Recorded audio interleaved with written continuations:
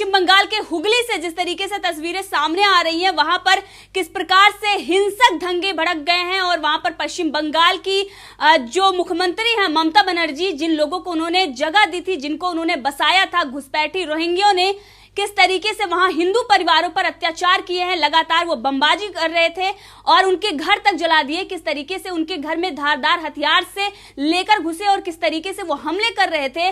लोग अपने घर को छोड़ने पर मजबूर हैं और लेकिन ममता सरकार किस तरीके से वो चैन की नींद सो रही है। साथ में ही पुलिस प्रशासन भी मूक दर्शक बना हुआ है। और इसी विषय पर चर्चा के लिए हमारे साथ हैं डॉक्टर पवन त्यागी, जो संघ विचारक हैं। सर, आपका बहुत बहुत स्वागत है हमारे चैनल पर।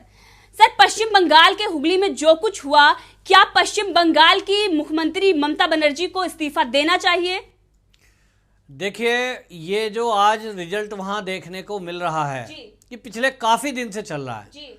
और ये तब से चल रहा है जब से उस पश्चिम बंगाल में रोहिंग्या बांग्लादेशी लगभग जिनकी संख्या 3 करोड़ से ऊपर है जी, वो प्लानिंग के तहत वहां बसे हैं, क्योंकि बांग्लादेश की सीमा सटी हुई है और उधर जो है कोई फेंसिंग वगैरह नहीं है, नदी बीच में पड़ती है। बहुत बड़ी संख्या में वहाँ से ये आए और ये कांग्रेस के शासन में जारी था। जब केंद्र में कांग्रेस थी, वहाँ कम्युनिस्ट शासन था और दोनों की मिलीभगत से यहाँ की जनसंख्या में एक विशेष वर्ग को वोट बैंक समझकर वो तुष्टीकरण के कारण बांग्लादेशियों को यहाँ आने दिया गया। लेकिन हद जब हो गई कि जब उस बांग्लादेशियों में रोहिंग्या भी आ गए। ये वो जात है जो इंसानों को मार के खा जाए, इतने भयंकर हैं कि म्यांमार से इनको भगा दिया गया, लेकिन भारत में इनको पनाह दे दी गई। यहाँ जब इनका विरोध हुआ तो विरोध के नाम पर इन्होंने जगह जगह प्रदर्शन किए और जो वामपंथी विचारधारा है उन लोगों ने जाकर के उन लोगों के बीच में उनके ऐसे दृश्य प्रस्तुत किए कि साहब ये तो नंगे हैं, भूखे हैं और देखिए जंगल में पड़े हैं, ये गरीबों को भोजन नहीं है। और बहुत सारे लोगों ने तो उनको मदद करने का ये अभियान चलाया। तो केंद्र और राज्य सरकार ने मिलकर के उनको मदद दी, उनको मकान दिए, उनको वहाँ राशन दिया, उनके कार्ड बनाए राशन के और आज वो वहाँ पर स्थायी निवासी हैं। मोदी सरकार जब से 2014 में आए तब से इधर ध्यान गया कि ये जो बांग्लादेशी हैं इनको वापस भेजा जाएगा, लेकिन वो इतना सरल नहीं है, क्योंकि वहाँ जो पश्चिम बंगाल की सरकारें रही हैं, पहले वामपंथियों की और अब जब से ममता सरकार आई है, इन्होंने तो हद कर दी कि उनको वो सारी फैसिलिटी दी है जो भारतीय नागरिक के पास भी नहीं है। कई बार आपको ऐसे भारत में लोग मिलेंगे, अभी देखिए लॉकडाउन के टाइम में लाखों लोग सड़कों पे हैं। वो लाखों लोग सड़कों पे जब हैं, हमने उनसे बात की कि भाई आप सड़क पे क्यों जा रहे हो?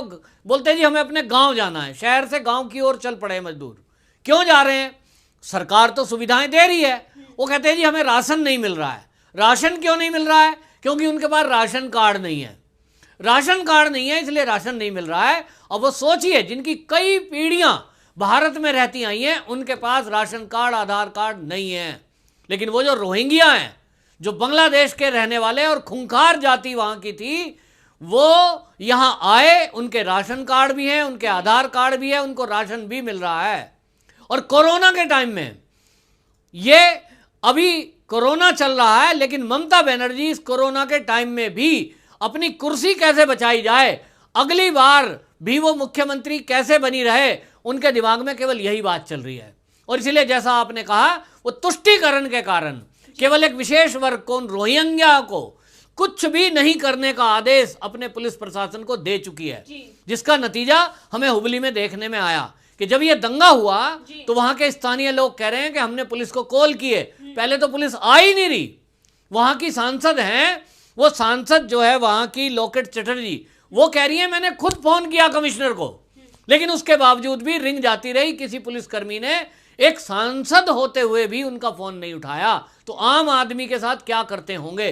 और ऐसे दृश्य आए कि पुलिस भी आ गई, मूक दर्शक बनी हुई है, सामने खड़ी है, बम चल रहे हैं, वहां देसी बम चलाए जा रहे हैं। और पुलिस कर्मियों के, अगर किसी पुलिसकर्मी ने हिम्मत की कि वो रोहिंग्या को रोके तो उनके ऊपर भी बम फेंके गए, जिससे वहां से वो भाग खड़े हुए। क्या प्रशासन वहां इतना लाचार हो गया है? क्या वहां की पुलिस इतनी लाचार हो गई है? नहीं जी, पुलिस कभी भी गुंडों से कमजोर नहीं होती। पुलिस होती है, उसके पास शक्ति है, उसके पास हथियार है, उसके साथ कानून है। लेकिन पश्चिम बंगाल में ये गुंडे रोहिंग्या ये हावी होते जा रहे हैं। वहां मेरे एक पत्रकार मित्र रहते हैं, उन्होंने मुझे बताते हुए ये पहली कंडीशन रखी कि मेरा नाम कहीं नहीं लोगे। यहां इतने बुरे हाल हैं कि यहां अगर हमने बताया और किसी को पता लग गया कि मैंने आपको यहां, या किसी पत्रकार को, किसी टीवी चैनल को, किसी अखबार को मैंने कोई खबर दी है, तो कहते हैं यहां टीएमसी के गुंडे आएंगे और पूरे परिवार को उठा के ले जाएंगे। और ऐसी घटनाएं सरेआम हो रही हैं कि लोग बाग यहां पता लगाते हैं टीएमसी के गुंडे कौन है जो हमारी खबरें लीक कर रहा है, और कुछ दिन बाद उनको वहां से उठा के ले जाया जाता है, उनकी हत्याएं हो जाती हैं। ये हत्याएं खुलेआम हो रही है, लोग दहशत में हैं, वहां पिस रहे हैं, लेकिन उसके बाद बोल नहीं सकते। मंदिरों में तस्वीरें तोड़ी जा रही हैं, मंदिरों को लूटा जा रहा है, घरों को लूटा जा रहा है, स्त्रियों के साथ बलात्कार किए जा रहे हैं। लेकिन अगर कोई मुंह खोलता है, अपनी आवाज उठाता है, तो आवाज उठाए कैसे? क्योंकि पुलिस और प्रशासन ये ममता बनर्जी के इशारे पर कोई कार्रवाई उन रोहिंग्याओं के विरोध में नहीं करता है। क्योंकि आने वाला चुनाव है, तो ममता बनर्जी ऐसा माहौल बना रही है कि वहां दहशत की वजह से जो उनके विरोध में कोई बोलने वाला है, वो तो या तो मारा जाए या तो वो छोड़ के चला जाए, तो बाकी फिर एक छत्र शासन वहां रहेगा। ये वहां क्या इतिहास रहा है, जब वहां कम्युनिस्ट शासित सरकारें 15 साल रहीं, तो वहां ये गुंडा गर्दी जो है बढ़ाई गई, एक विशेष वर्ग को छूट दी गई, जिसके कारण वहां हिंदू आज ऐसा हो गया है कि वो इतना डरा और सहमा है कि वो बोलता भी नहीं। और देखना, वोट भी अभी पिछले दिनों प्रधानी के चुनाव जब वहां हुए, इसी तरह की गुंडागर्दी, वो ग्राम के निकाय चुनाव में, ग्रामीण के अंचलों में जब ग्राम सभा के चुनाव हुए, नगर पालिका के चुनाव हुए, ये गुंडागर्दी और मारकाट उस समय भी हुई, और उस खून खराबे में आम आदमी, शरीफ आदमी जाने तक की हिम्मत नहीं करता है। ममता बनर्जी वही माहौल बना देना चाहती है कि चुनाव आने तक यहां की जनता में टीएमसी के नाम पे इतनी दहशत हो जाए कि लोग घरों से वोट डालने की हिम्मत भी ना करें, निकल भी ना पाए। सर को केंद्र को तुरंत एक्शन लेना चाहिए और वहां पर राष्ट्रपति शासन लगाना चाहिए, क्योंकि जिस तरीके से ये हालात हैं, इससे तो कहीं ज्यादा बेहतर होगा अगर वहां पर राष्ट्रपति शासन लगाया जाए। क्योंकि हमने देखा है जाफराबाद में यही हुआ था, जहां जहां इन घुसपैठियों को जगह मिलती है, वहां वहां जो तस्वीरें सामने आती हैं, आप देख सकते हैं कि किस तरीके से जाफराबाद में तस्वीरें सामने आई थी और अब हुगली में। और ये हुगली की जो तस्वीरें आई हैं सामने, ये कोई पहली बार नहीं, इससे पहले भी बंगाल जल चुका है, चाहे वो बीजेपी सपोर्टर हो या कोई ऐसी पार्टी के नेताओं जो ममता बनर्जी को सपोर्ट नहीं कर रहे या जो घुसपैठियों को जगह देने का विरोध कर रहे हैं, उनके साथ यही होता आ रहा है। लेकिन आपने देखा कि जब एनआरसी इस देश में लागू करने की बात हुई, तभी बाकी तो लगे ही रहे कम्युनिस्ट, लेकिन कांग्रेस भी उसके विरोध में खड़ी हो गई। क्या हित है कांग्रेस का? आज जो लोग उसका समर्थन करते थे, उस कांग्रेस जो बोलती थी कि मानवता के लिए आप घर से निकलिए, आज वो कांग्रेस जवाब देगी? आज क्या सोनिया गांधी इस पर कुछ जवाब देंगी? उन लोगों का समर्थन कर रही थी जो घुसपैठी हैं, लगातार उनको बसाने के लिए ये लोग घर से लोगों को निकाल रहे हैं, पैदल कैंडल मार्च कर देते हैं। आज ये कैंडल मार्च करेंगे उन लोगों के लिए जिनके घर जलाए गए, जो मंदिरों में आग लगाई गई, जहां पर बमबाजी की गई। इनकी जो मोमबत्तियां हैं या इनके जो अवार्ड वापसी गैंग हैं, ये धर्म विशेष देखकर ही बाहर आते हैं। अगर किसी एक रोहिंग्या को गोली लग जाए पुलिस की, तो देखना फिर किस तरह से ये मोमबत्ती लेकर के आते हैं, फिर किस तरह से ये अवार्ड वापसी गैंग बाहर आता है। लेकिन मंदिर तोड़े जाएं या हिंदुओं को मारा जाए, उनके घर जला दिए जाएं, तब इन पे कोई फर्क नहीं पड़ता, क्योंकि इन्हें लगता है कि हिंदू तो मूर्ख है, वो जाति और धर्म के नाम पर वोट डाल देगा, इनको दोबारा से चुन देगा।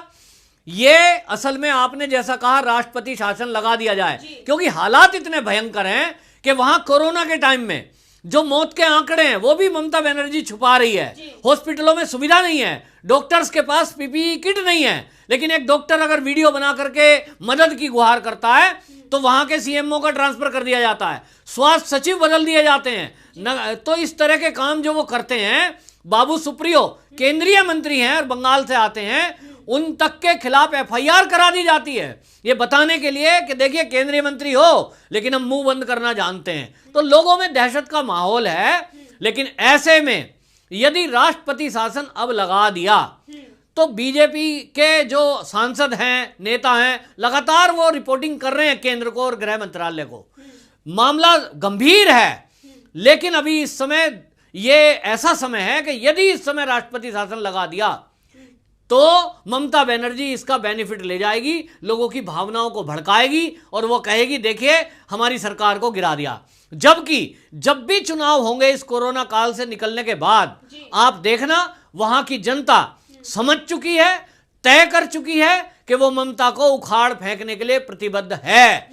लेकिन अभी वो मौन है, मौका आएगा वोट डालने का तो वो वोट की ताकत से इस ममता बनर्जी को उखाड़ने के लिए कृत संकल्प है। तो इसलिए बीजेपी सहानुभूति के नाम पर इसको दोबारा मौका नहीं देना चाहती ममता बनर्जी को, और इसीलिए राष्ट्रपति शासन जो मजबूरी है इस समय चाहती है लेकिन लगा नहीं सकती, क्योंकि सहानुभूति बटोरने में फिर कांग्रेस भी लग जाएगी, बाकी और दल भी लग जाएंगे। जैसे आप देखते हैं कि ये जैसे गुंडे गली के एक जगह इकट्ठे हो जाते हैं ना, ऐसे ये राजनीतिक दल सारे एक सुर में बोलने लगेंगे कि साहब ये तो लोकतंत्र की हत्या कर दी गई है। सोनिया गांधी का तुरंत बयान आता है लोकतंत्र की हत्या है, जैसा ही कोई इस तरह का केंद्र कदम उठाएगा। तो केंद्र इनको ये मौका नहीं देना चाहता कि इनको सहानुभूति मिले, और ये ममता बनर्जी सहानुभूति के तौर पे और रोहिंग्याओं को लेकर के वापस आए। वहां इस समय अब जनता को समझना होगा, धैर्य से काम लेना होगा, एकता से रहना होगा, और एकता में ही ताकत है। इस तरह से वो मुकाबला करें वहां और अपनी रिपोर्टिंग करते रहें। हाँ, लेकिन इस बात में ये जरूर कहूंगा कि जिन क्षेत्रों में दंगे हो रहे हैं और पुलिस रोकने में विफल है, तो केंद्र को वहां केंद्रीय एजेंसियों को भेजकर और केंद्रीय सुरक्षा बलों को भेजकर हिंदुओं की रक्षा करनी चाहिए। जी बिल्कुल सही कहा। इससे पहले कोई भी कुछ अगर ऐसा होता है कि केंद्र सरकार वहां पर अपना एक्शन करती है या कुछ भी हो तो बोलते हैं कि लोकतंत्र की हत्या हो गई, फ्रीडम ऑफ स्पीच की हत्या हो गई। लेकिन जब लोग की हत्या हो रही है, जो वहां की जनता है उसकी हत्या हो रही है, उस पर किसी की जवाबदेही नहीं आती है, उस पर सब मौन है और कोई इस पर जवाब नहीं देगा, जैसे कि पालघर पर हुआ था। तो क्या तुष्टीकरण की राजनीति के चक्कर में सिर्फ वोट बैंक पर ही राजनीति होती रही है, जैसे कि 70 साल तक कांग्रेस ने किया? सिर्फ और सिर्फ इसलिए धर्मशाला भारत को बनाया गया क्योंकि अपनी राजनीति चमकानी है। ममता बनर्जी इसलिए घुसपैठियों को जगह दे रही है क्योंकि उनको मुख्यमंत्री बने रहना है। इसीलिए देश में हम जिस तरीके से देखते हैं, चाहे वो जाफराबाद की हिंसा हो, अब चाहे हुगली की हिंसा हो, जिस तरीके से इन लोगों को जगह दी गई, इन लोगों को बसाया गया, नतीजा यही निकला है। जय हिंद, जय भारत।